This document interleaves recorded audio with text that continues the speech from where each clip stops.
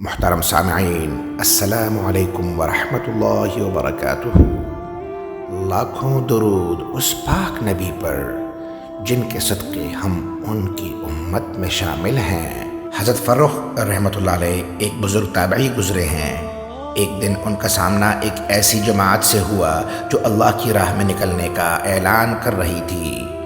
دفعتاً ان کے دل میں خیال گزرا کہ کیوں نہ اس موقع سے فائدہ اٹھائیں، لیکن یہ بھی زیر نظر تھا کہ زوجہ سے اجازت طلب کریں۔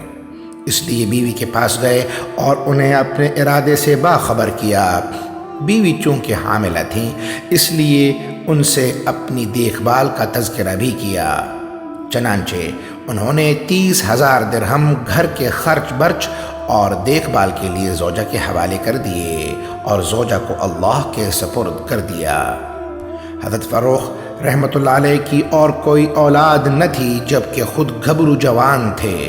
اس زمانے میں چونکہ سفر کی صعوبتیں زیادہ ہوتی تھیں، اس لیے آمد و رفت کتنے عرصے میں ہو اس کا کوئی امکان نہ ہوتا تھا۔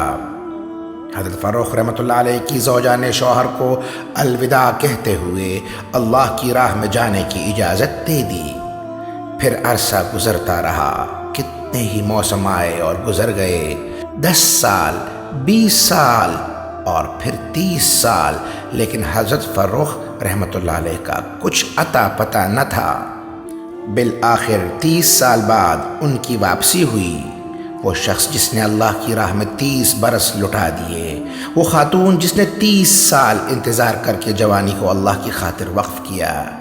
جب حضرت فروخ رحمۃ اللہ علیہ مدینے میں داخل ہوئے تو شکستہ حال، بڑھاپے کی حالت اور گھوڑے پر سوار ہتھیاروں کی کھنکھناہٹ کے ساتھ داخل ہو رہے ہیں۔ سوچ رہے ہیں گھر ہوگا یا نہیں، بیوی نیک بخت زندہ ہوگی یا نہیں، پتہ نہیں لوگ پہچانیں گے یا نہیں، آخر اتنے وقت میں تو ایک نسل گزر جاتی ہے۔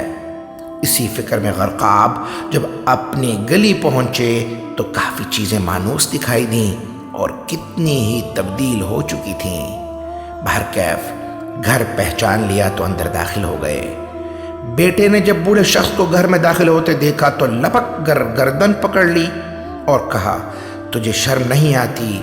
اس عمر میں بغیر اجازت مسلمان کے گھر میں داخل ہوتا ہے، اور جھنجھوڑ ڈالا۔ حضرت فروخ رحمۃ اللہ علیہ لمحے بھر کو ڈر گئے کہ شاید گھر کسی اور کا ہے، شاید یہ بک گیا ہوگا۔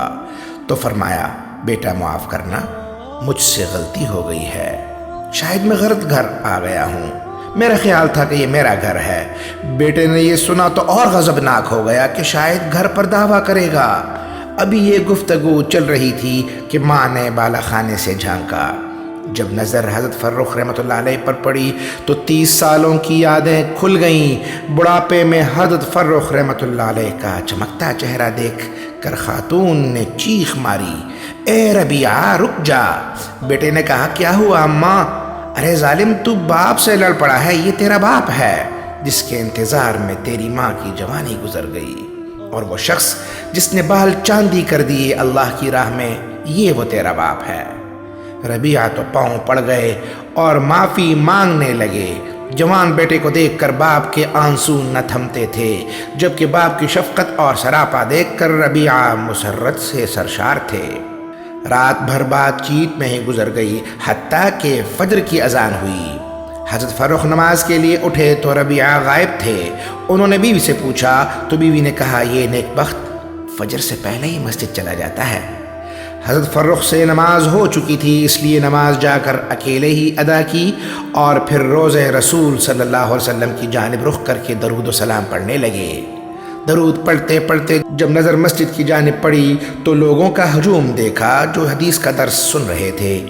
آپ بھی درس میں جا کر بیٹھ گئے۔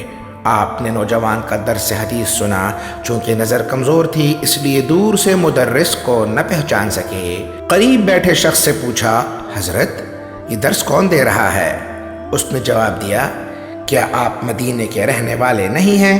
کہا، ہوں تو مدینے کا، لیکن بڑے عرصہ بعد لوٹا ہوں۔ تو اس شخص نے کہا کہ یہ ربیعہ ہیں، مالک کے استاد، سفیان ثوری اور امام ابو حنیفہ رحمۃ اللہ علیہ کے استاد۔ یہ سن کر حضرت فرخ رحمۃ اللہ علیہ نے پوچھا لم تنسبہ الیہ، تو نے یہ نہیں بتایا کہ یہ کس کا بیٹا ہے؟ مخاطب کہنے لگا اس کے باپ کا نام فرخ تھا، اللہ کی راہ میں چلا گیا تو یوں گم ہو گیا کہ پھر خبر ہی نہیں ملی۔ یہ اس باپ کی مشقتوں اور قربانیوں کا صلہ ہے جو آج اللہ نے اس کے بچے کو یہ مقام دیا ہے۔ حضرت فرخ رحمۃ اللہ علیہ کی آنکھیں برس رہی تھیں اور وہ بچے کی قابلیت اور علمیت پر اللہ کے حضور شکر گزار تھا۔ ربیہ کی دوران درس یہی پکار تھی کہ لوگ قربانیاں دیں، اپنے جذبات پر قابو رکھیں، اور اگر اس دنیا میں ملاقات نہ ہو تو آخرت میں ملاقات کی امید رکھتے ہوئے اللہ کے راستے کا سفر اختیار کریں۔ حضرت فرخ رحمۃ اللہ علیہ آنسوؤں کی لڑیاں لیے گھر کی جانب روانہ ہو گئے۔ سامعین، بزرگوں نے بڑی قربانیوں سے اللہ کی رضا کا حصول کیا ہے۔ اللہ ہماری اولاد کو بھی نیک اور صالح بنا دے اور ہمارے لیے نجات کا ذریعہ بنا دے، آمین۔ اقول قولی واستغفر اللہ لی ولکم ولسائر المسلمین۔ مزید ویڈیوز حاصل کرنے کے لیے چینل کو سپورٹ دیں، لائک کریں، سبسکرائب کر دیں اور بیل آئیکن کو پریس کر دیں۔ شکریہ۔